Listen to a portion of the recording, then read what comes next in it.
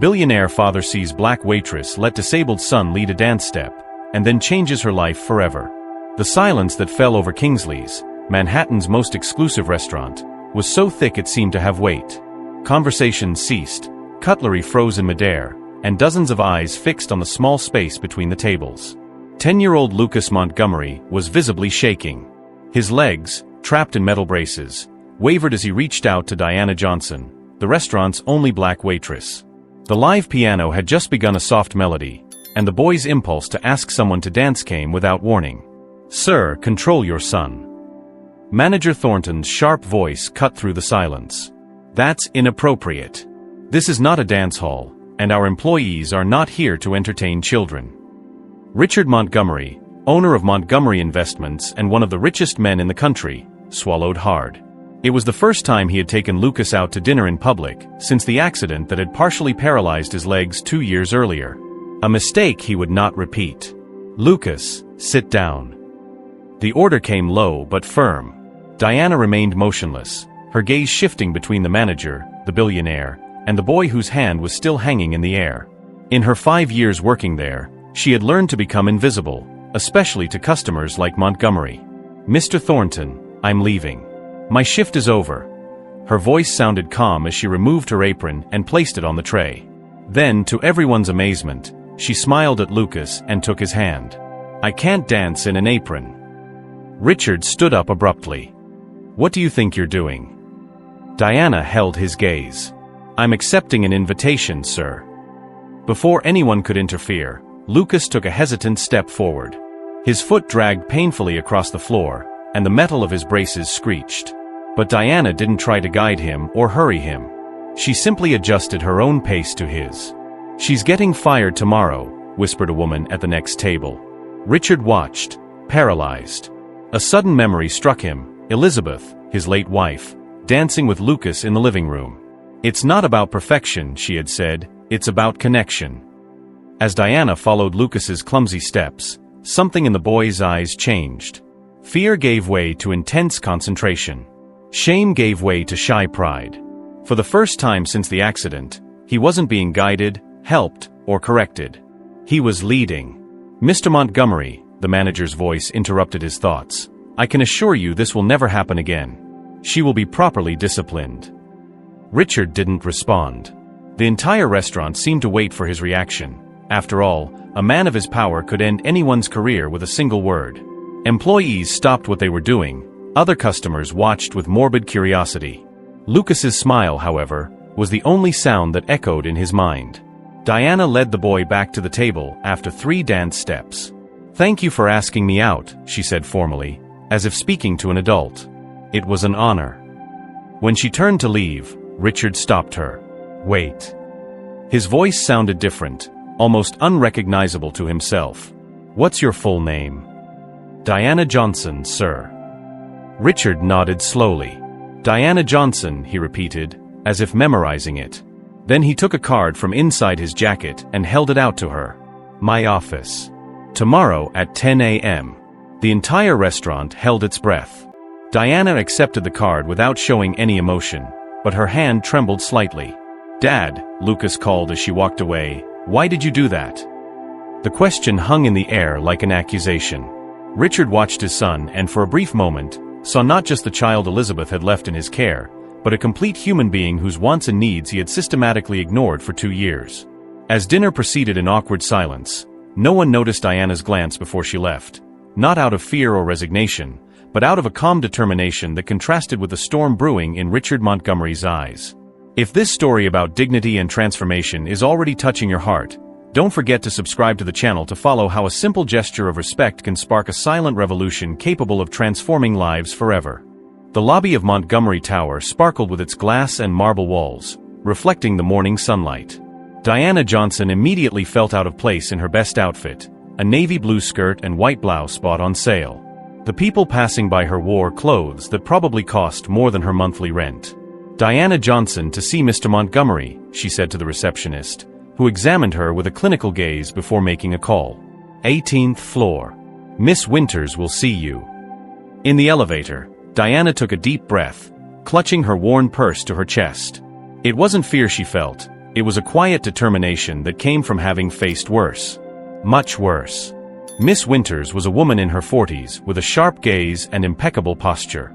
Mr. Montgomery is in a conference call. Please follow me. As she walked through the mirrored hallways, Diana felt the curious stares of the employees. A black woman being escorted through the executive offices was a rare enough occurrence to cause speculation. He had you fired, didn't he? Winters asked suddenly when they were alone in a waiting room. It happens. Powerful clients call, and people like you lose their jobs. People like me? You know what I mean. Winters adjusted her glasses. Employees who don't know their place. Diana smiled, not amused. And where exactly would that be? Before Winters could answer, her phone rang. He'll see you now. Richard Montgomery's office took up half the floor. Through the floor-to-ceiling windows, Manhattan looked like a distant playground. The man stood, gazing out at the city as if it were his personal property. Mr. Montgomery, Diana greeted him formally. Richard turned, his face a mask of studied control. Miss Johnson. Thank you for coming. He pointed to a chair. Please. The silence that followed was calculated, a tactic Diana recognized immediately. It was the kind of silence designed to make nervous people talk too much, incriminate themselves. Do you have a background? Richard finally asked. Excuse me. Education. College. Diana kept her gaze steady. Bachelor's degree in child development from NYU. Incomplete master's degree in special education. Something flashed across Richard's face, surprise perhaps. And you work as a waitress. I work 3 jobs, actually. The restaurant, a bookstore on weekends, and as a tutor when I can get students. Richard moved to her table, picking up a folder. I did some research on you, Miss Johnson. I wanted to understand who the person was who, he hesitated, danced with my son. He opened the folder, revealing printed photos of a community center. Freedom Steps. You founded that 6 years ago. Diana sat up straighter in her chair. I co-founded it. With my sister Zoe. A dance program for children with physical disabilities. Richard leafed through some documents. Which is now about to close due to lack of funding. Diana showed no surprise. Of course he would find all that out in less than 24 hours. I didn't come here to ask you for money, Mr. Montgomery. Then why did you come? Because you invited me. Richard laughed softly, a joyless sound. Fair enough. He stood up again, restless. I want you to work for me. Diana blinked, genuinely taken aback. As a waitress in your house. Richard's face hardened. As a therapeutic companion for Lucas. His son's name seemed difficult for him to say. Diana noticed how his eyes momentarily drifted to a photo on the table, a smiling woman holding a baby. I have the best specialists in the country, Richard continued.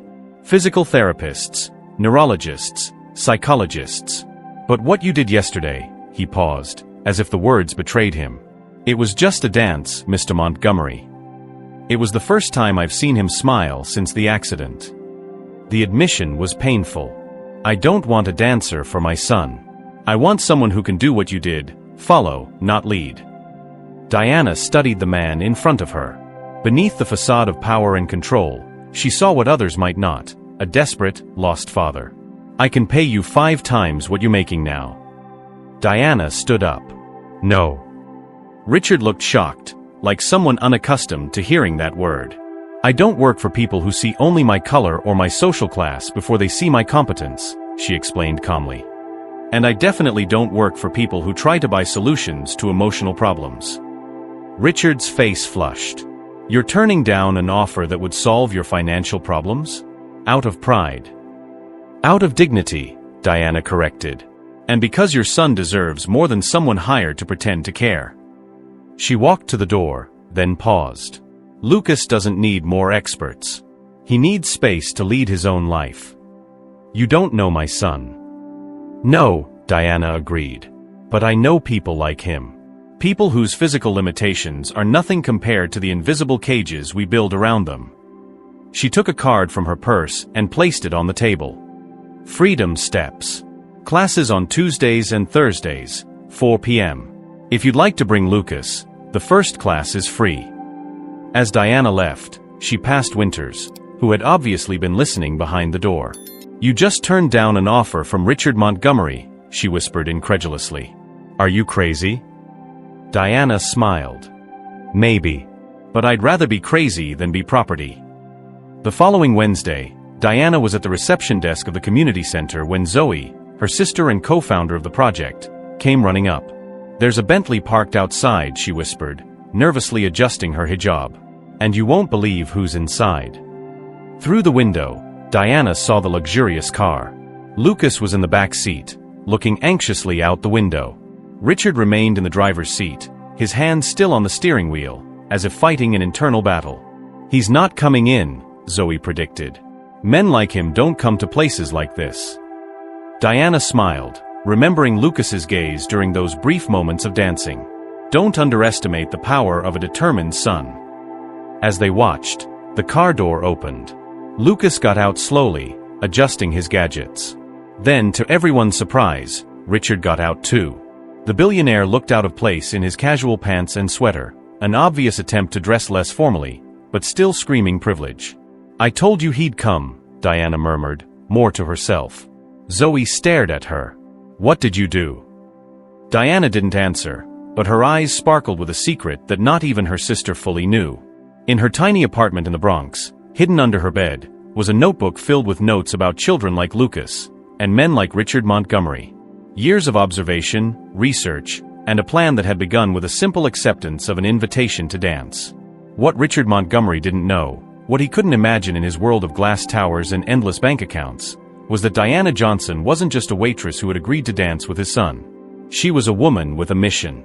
And his empire of isolation and privilege was about to face its greatest challenge, the simple truth that some of the greatest lessons in life cannot be bought, they must be lived.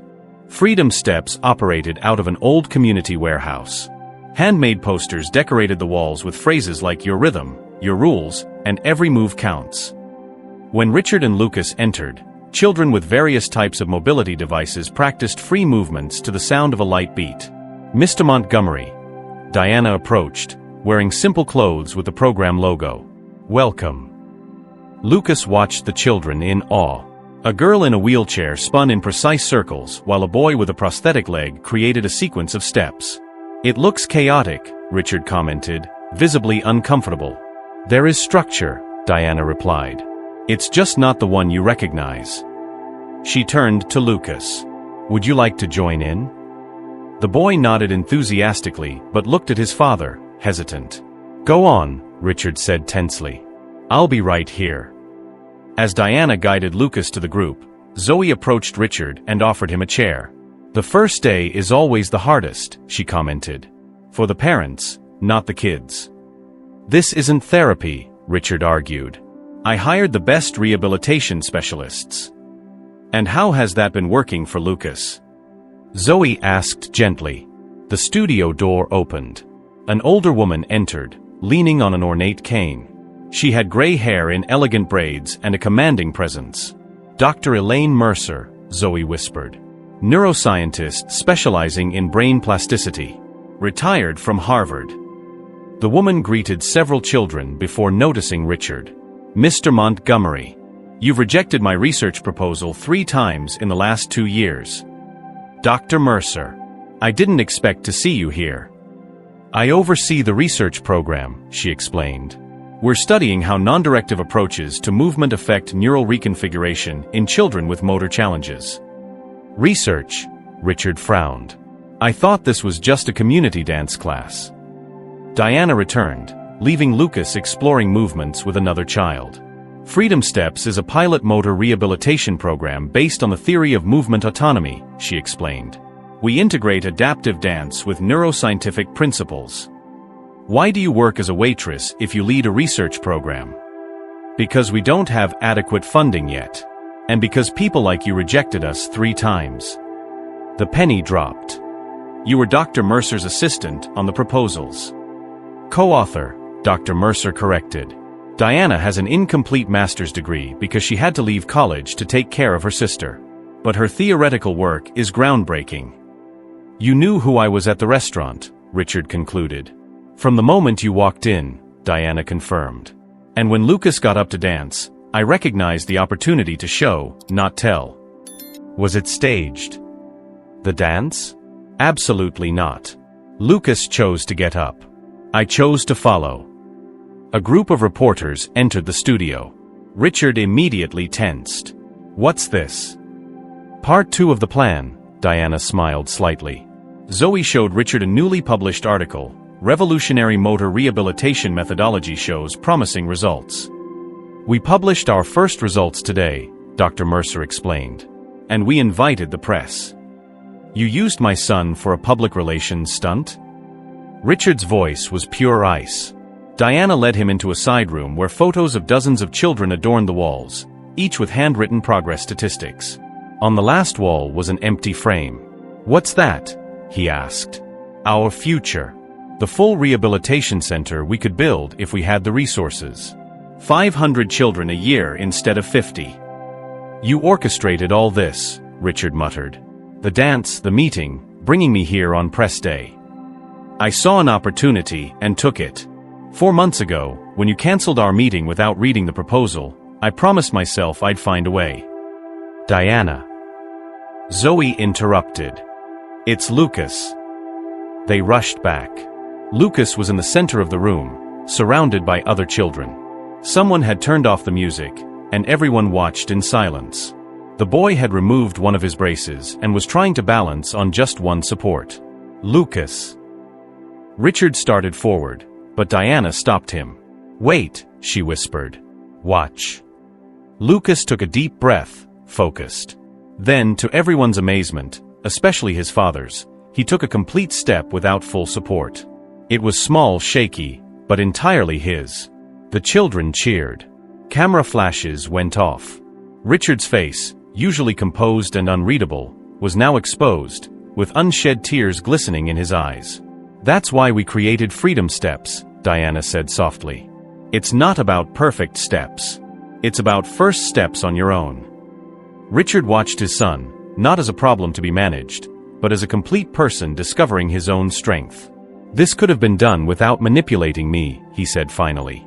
It could have been, if you had answered our calls or read our proposals. 3 times. The reporters noticed Richard. A murmur grew as Lucas, oblivious to the tension, continued practicing his new step with an expression of pure concentration. Richard Montgomery was cornered. Before him lay 2 options: withdraw in anger, confirming to the press his reputation as cold and calculating, or embrace the moment his son had created. Between the power he had always wielded and the freedom his son needed, Richard found himself in unfamiliar territory, one where neither his money nor his influence defined the next step. The man who controlled every aspect of his life now faced a choice that no amount of wealth could buy. His gaze shifted between his smiling son and the reporters waiting for his reaction. Humility was not a virtue in his vocabulary, but as he saw the transformation on Lucas's face, something inside him began to break. The orchestra of power and privilege he was accustomed to now played a different tune. And he had to decide, would he continue conducting, or would he learn to follow? Richard Montgomery faced the reporters waiting for his reaction. His son had just taken a step on his own in front of the cameras, and Diana Johnson had skillfully led him to this impossible moment. Mr. Montgomery, a reporter approached, could you comment on your presence at Freedom Steps today? Is it true that your foundation rejected funding this program 3 times? Richard glanced at Lucas, who was still practicing his new step, oblivious to the political tension. Then, to everyone's surprise, especially Diana's, he smiled. You know what's hardest for someone in my position? Richard addressed the reporter, but spoke loudly enough for everyone to hear. Admitting when we're wrong. A stunned silence filled the room. The Montgomery Foundation is pleased to announce a commitment to fully fund Freedom Steps for the next 5 years and to build a permanent rehabilitation center based on the methodology developed by Dr. Mercer and Ms. Johnson. Camera flashes exploded. Zoe let out a cry of surprise. On one condition, he added, watching Diana tense up, that Ms. Johnson retain complete autonomy over the program and its methodology. No corporate interference. 3 months later, bulldozers were clearing the ground for the new Freedom Steps Rehabilitation Center. The project wasn't the most luxurious the Montgomery Foundation had ever funded, but it was the most innovative, with every space designed with direct input from the children and their families. Diana supervised the construction frequently, but never alone. Lucas showed up regularly, sometimes bringing other children with him. And to the staff's continued surprise, Richard Montgomery also showed up, silently observing the progress. "I never thought you'd actually show up at board meetings," Diana commented one afternoon as they reviewed the plans. "I never thought I'd have to study neuroplasticity at 50, Richard replied, rubbing his tired eyes. In front of him was a scientific article marked with post-it notes. "But here we are." Diana looked at the man curiously. "Is this part of your public penance, or do you really care?" Lucas asked to have his second brace removed last week. "I know. He told me." His previous physical therapist said that would be impossible for at least 2 years. Diana smiled. "But you fired her, remember? Because you told me she was wrong." And she was. Diana pointed to a photo of Lucas balancing with only one crutch. "He's progressing faster than any traditional medical prediction." "Why did you never accept my apology?" Richard asked suddenly. "Because you never apologized. You redirected resources, changed policies, funded our program. That's not an apology. It's compensation." Richard nodded slowly. "Fair again." At the opening ceremony 6 months later, the contrast with that night in the restaurant couldn't have been greater. The huge adaptive space was filled with children with various types of mobility devices, all moving freely. In the center of the main hall, Lucas, now wearing only a lightweight brace on his left leg, led a small choreographed routine with 3 other children. His movements were still limited, but they flowed with a confidence no doctor had predicted. Richard watched from a distance, not interfering. "He doesn't need you to hold him anymore," Diana said, approaching quietly. "No," Richard agreed. "But he still needs me to be around." Crucial difference. Richard turned to face her. "Thank you," he said simply. "For what, exactly?" "For teaching me to follow." A reporter approached. "Mr. Montgomery, how does it feel to see your son's progress?" Richard looked at Lucas, who was now helping a younger girl find her balance. "Proud. Not of what he's overcome, but of what he's created for others." "And what's been the biggest lesson you've learned on this journey?" Richard Montgomery, the man who had once been known only for his financial empire, looked directly into the camera. That true leaders aren't those who guide others down the path they believe is right, but those who have the courage to follow when someone shows them a better way. A year later, the Freedom Steps program expanded to 3 new cities. Diana received the Pediatric Rehabilitation Innovation Award, and her methodology began to be implemented in hospitals across the country. Lucas, now using only a light cane on difficult days, enrolled in regular school and became a youth spokesperson for the program, inspiring other children to find their own pace. And Richard learned the hardest and most valuable lesson of all, that true power does not lie in controlling every move, but in knowing when it is time to take a step back and let others lead the way.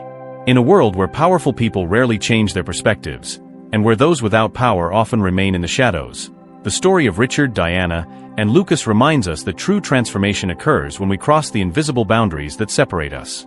When a billionaire learns from a